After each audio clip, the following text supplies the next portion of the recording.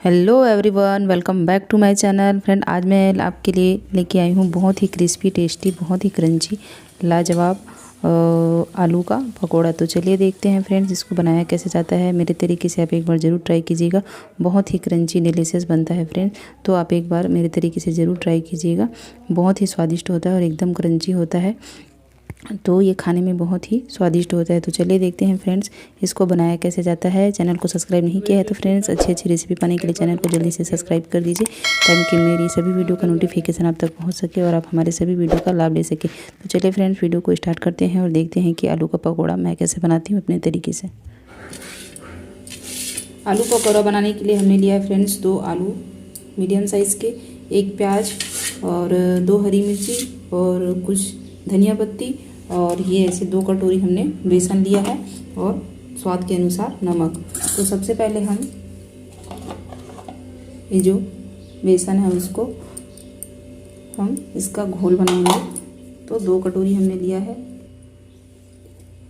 ये 1 कटोरी और। अब हम इसमें ऐड करेंगे ये प्याज, मिर्ची और धनिया की पत्ती। अब इसको अच्छे से हम गूँथेंगे फ्रेंड्स, और उसके बाद ये इसको आलू को हम अच्छे से स्लाइसेस में कट करेंगे। तो जब सबसे पहले इसका ये बैटर बना लेते हैं आलू पकौड़ा के लिए।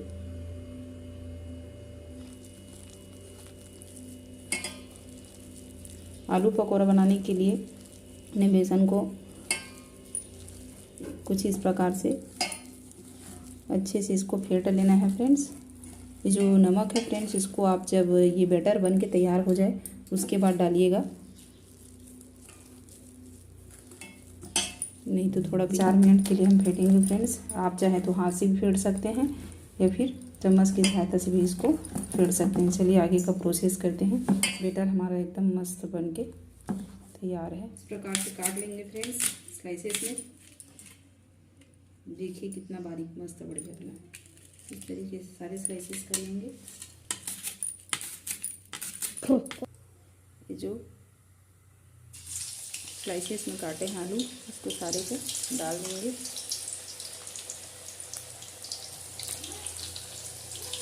हल्का से इसको फ्राई कर लेंगे।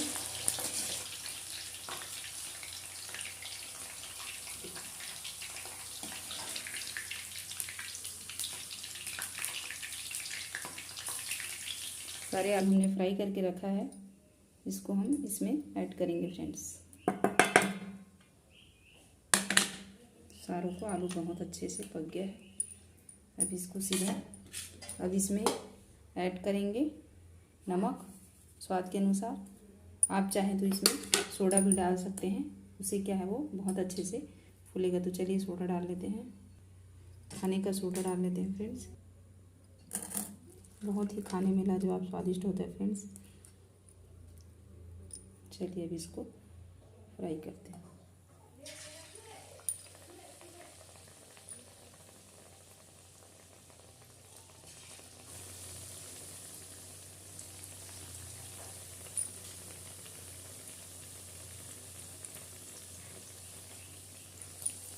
इसको पलट लेते हैं।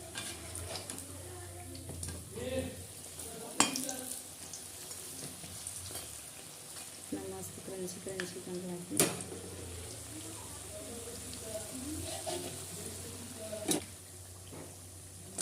अच्छे से फूल गया है। अब हम इसको निकाल लेते हैं।